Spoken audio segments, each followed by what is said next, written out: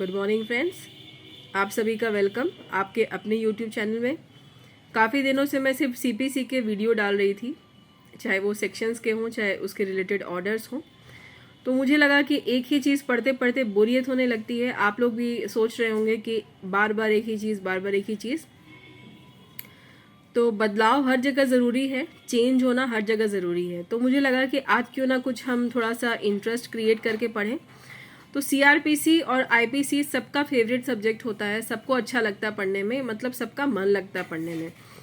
तो मैंने आज चुना है सीआरपीसी का चैप्टर 16, जो मैंने अभी तक अपने चैनल पर डाला नहीं है। तो ये जो चैप्टर 16 है, इसके बारे में हम अच्छे से डिस्कस करेंगे, थोड़ा सा जानेंगे। लेकिन आज वाले वीडियो में सिर्फ हम एक ही सेक्शन डिस्कस करेंगे। तो इस चैप्टर का नाम है मजिस्ट्रेट के सामने कार्यवाही का शुरू किया जाना, commencement of proceedings before magistrates. तो सेक्शन जो है टोटल इसमें 204 से लेके 210 तक है। चैप्टर नंबर 16 है, ये तो आपको पता चल ही गया। जो 204 है वो हम देखते हैं कि क्या है। तो ये बोल रहा है कि इश्यूज ऑफ प्रोसेस यानी आदेशिका का जारी किया जाना। तो जो भी मजिस्ट्रेट जो है कोई मामला उनके सामने आता है तो वो उस पर संज्ञान लेते हैं यानी कॉग्निजेंस लेते हैं। तो अपराध का संज्ञान लेने वाले जो भी मजिस्ट्रेट होंगे, अगर उनकी राय में उनको लगता है कि कार्यवाही आगे बढ़ाने के लिए उनके पास में सफिशिएंट ग्राउंड्स है यानी पर्याप्त आधार मौजूद है, होने चाहिए, तो ही वो आगे की कार्यवाही करते हैं। तो अब जब उनको लग रहा है कि संज्ञान लेने के बाद में कार्यवाही करने के लिए पर्याप्त आधार मौजूद है, तो फिर वो देखेंगे कि अगर मामला समन मामला है, अगर केस समन केस है, तो जो एक्यूज्ड है उसको मजिस्ट्रेट के द्वारा जो है समन भेजा जाएगा ताकि वो कोर्ट में प्रेजेंट हो। अगर मामला वारंट मामला है तो एक्यूज्ड के लिए वारंट इशू होगा।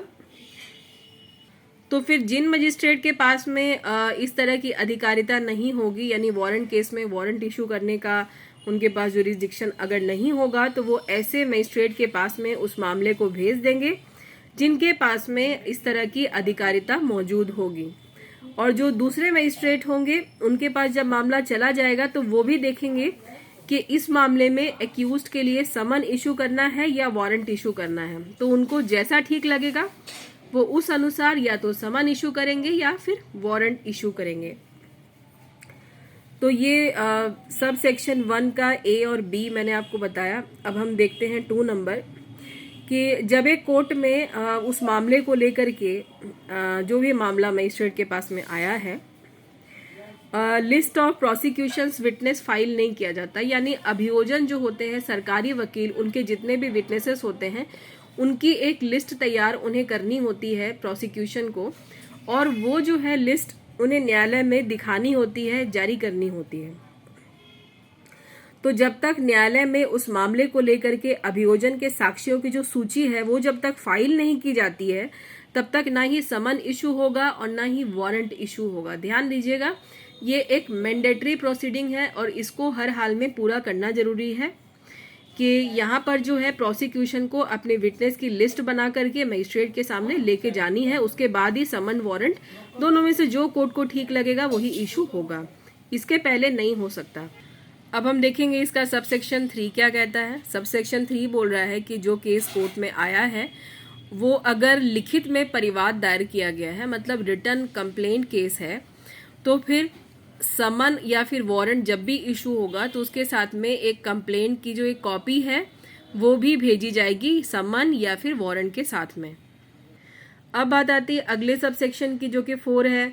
अगर कोर्ट की तरफ से कोई कोर्ट फीस है या और कोई फीस लगाई गई है या फिर और भी कोई फीस है जो कि पे करनी है, तो जब तक फीस पे नहीं की जाती है तब तक न्यायालय की तरफ से कोई भी प्रोसेस जो है वो इशू नहीं होगा, मतलब न्यायालय आगे कोई भी कार्यवाही को नहीं बढ़ाएगा और उनके तरफ से कोई आदेशिका भी जारी नहीं की जाएगी।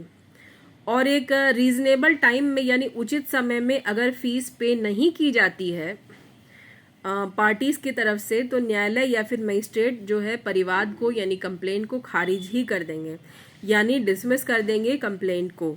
इसके बाद जो सब सेक्शन 5 है उसको देखते हैं।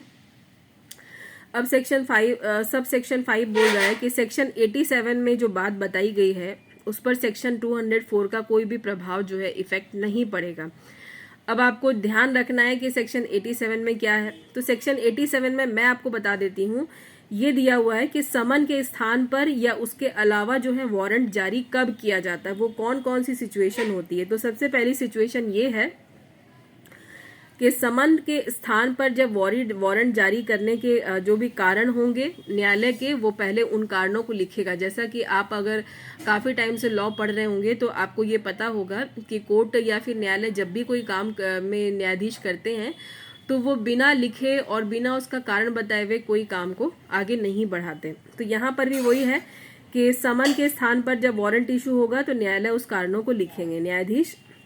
दूसरा है, हम सेक्शन 87 पढ़ रहे हैं, तो आप इस समय जब ये वीडियो आप सुन रहे होंगे तो आप सीआरपीसी का 87 ज़रूर खोल के देखें। तो समन जारी करने के पहले 1 मिनट मुझे लगता है कि मैं ही आप लोग को दिखा देती हूँ, मैं ही आपको सेक्शन 87 दिखाती हूँ। ये देखिए आपकी स्क्रीन पर सेक्शन 87 है। तो इसका जो ए नंबर है वो कह रहा है कि समन जारी करने के पहले या फिर वाद एक फिक्स टाइम में आकर अपनी समन जारी करने के पहले या फिर केस स्टार्ट होने के पहले आप समझ लीजिए, अगर जो व्यक्ति है जिसके ऊपर भी समन वारंट इशू हो रहा है अगर वो अभियुक्त है तो एक फिक्स टाइम जो कोर्ट ने डिसाइड किया है या नहीं भी डिसाइड किया तो एक रीजनेबल टाइम में आकर के वो अगर अपनी हाजिरी नहीं देता है और न्यायालय को इस बात पर भरोसा करने का कारण दिखाई देता है कि या तो वो अभियुक्त भाग गया है या समन का पालन वो बिल्कुल भी नहीं करेगा, कोर्ट को अगर ऐसा लगता है, न्यायालय को लगता है। दूसरा नंबर पॉइंट देखते हैं। दूसरे नंबर पे कि अगर ये साबित हो जाता है कि समय पर हाजिर होने में वो असफल रहा है और हाजिर होने के अवसर देने के बाद भी हाजिर नहीं होने का उसके पास में कोई रीजनेबल एक्सक्यूज़ है नहीं, और अगर होगा भी तो वो दे नहीं रहा है, तो इन दोनों ही हालात में मजिस्ट्रेट जो है समन के स्थान पर वारंट जो है वो जारी कर देंगे। तो आपको सेक्शन जो मैंने अभी आपको बताया 204 उसके साथ में आपको 87 को पढ़ना है, और आप जब भी दोनों का शॉर्ट नोट बनाएं तो दोनों को साथ में लिखें और अपने भाषा में अपनी लैंग्वेज में शॉर्ट करके तैयार करें, तो इससे आपको पढ़ने में आसानी हो। अब हम फिर से आ गए हैं सेक्शन 204 में, और इसके साथ साथ हमने सेक्शन 87 भी देखा क्योंकि आपको इसके साथ में पढ़ना था, समझना था, और ये बात आपको पता होनी चाहिए कि कौन कौन सी ऐसी सिचुएशन है जहाँ पर समन के स्थान पर जो है न्यायालय वारंट इशू करते हैं। तो मुझे उम्मीद है कि आज का जो लेक्चर है वो आपको समझ में आया होगा, पसंद आया होगा। अगर आया होगा तो लाइक कर दीजिएगा, नहीं आया होगा तो डिसलाइक करिएगा। अगर अभी तक सब्सक्राइबर नहीं बने हैं तो बन के एक बार देखिए और बाकी फ्रेंड्स में शेयर करने की कोशिश करिए। अपना ख्याल रखिए, मन लगा के पढ़ाई कीजिए और खुश रहिए, दूसरों को भी खुश रहने दीजिए। वैकेंसीज़ का वेट मत करिए, आने ही वाली है। All the best and bye bye.